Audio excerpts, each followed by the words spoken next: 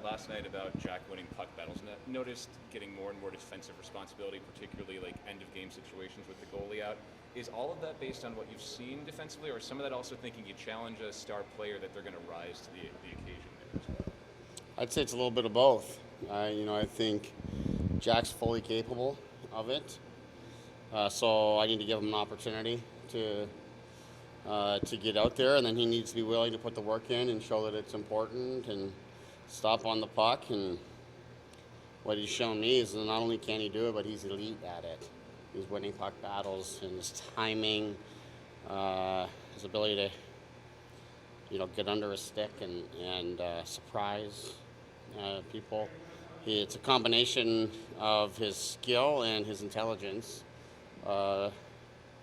being met with work ethic and competitiveness. And when you have that, it's a very dangerous combination. And I've seen that in some of the elite players that I've coached.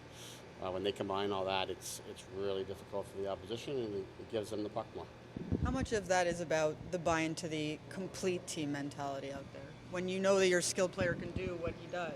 Yeah, it's at the end of the day, we're all here to serve the team.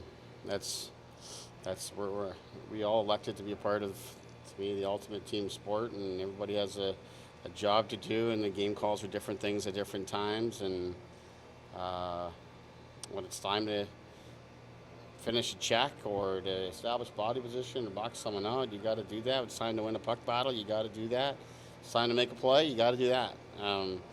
So, yeah, I think it is showing that you're out there doing the things that are required to win for the team. You guys are finding ways to win throughout this last stretch of games, finding points in 6 out of the last 7 games, and even though you're on a back-to-back, you don't want to put too much pressure on the fact that it's a quick turnaround. But what's kind of the mentality to keep that stretch going and not paying attention to that? We don't talk about it. I've never talked about these kind of things as a coach. I've been fortunate to coach a lot of good teams in various levels. I've never talked about that kind of stuff. To me, you just keep your focus on what's in front of you.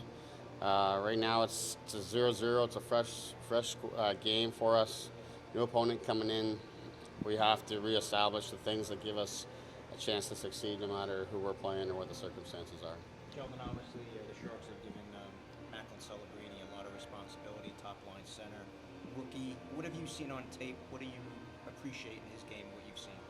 Yeah, dynamic player, pass, shoot, handle the puck, drive it up the ice, intelligence, all the things that you see or expect with such a high-profile player and high pick. So our job is just going to be like it is when you're facing all the elite players in the league, is to make them defend, keep the puck away from them, and make it hard for them, to get to the net or to utilize their skills. On top of that, Macklin, obviously, you've dealt with Austin Matthews, another number 1 pick. What's the biggest adjustment for an 18-year-old fresh in the league? I never coached Austin at 18. And even the guys here, obviously, I'm inheriting them at a time when they've gone through those sort of growing pains. But I think for any player coming into the league, the adjustment is managing the game, recognizing at times, the plays that you think you can make or want to make aren't always available. That'd be part of it. And it's the physicality and strength of the opposition, how organized the teams are through the coaching and defending. And then I would say probably the most challenging thing is the consistency factor, the relentless nature of the schedule. Managing that for any player in the league is a challenge. For young players, that much more.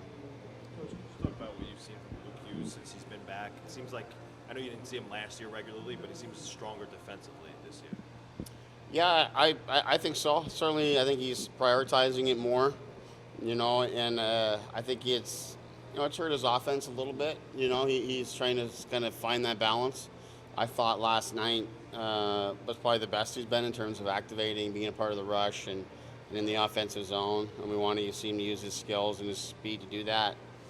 But we also, like we just talked about, our whole team has got a responsibility to defend and play with intelligence and purpose, and not open up the game unnecessarily, and allow the opposition to kind of pull through. That's we look at the third goal last night.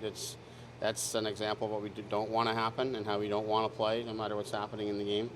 But to me, he's getting more and more comfortable playing with someone like Pesh, and then also just with with how our team is playing and the higher standard and expectation in terms of a young player buying into a system and a structure and playing with with amongst a team concept. You had Timothy Liljegren in Toronto last season. Sharks obviously acquired him, and maybe two things here. Maybe one went wrong in Toronto. Two, you utilized him a lot. What can he? What is he? Defense, former first-round pick. What can he bring to the Sharks roster? I think I worked with Lily, time when he came into pro hockey North America in the AHL, the Marlies, and he's come to me. Came a long way. Really started to develop himself as a defender. I think he came in, as a high-end, skilled player that drove a lot of offense as a younger player. I think he really had to adapt and adjust, pick his spots offensively, but use his feet to defend, and laterally can move very well without the puck. Really good person, good kid, works extremely hard, wants to be good, and I'm sure he'll capitalize on the opportunity here. Any lineup changes over the last night? No changes, no. Alan?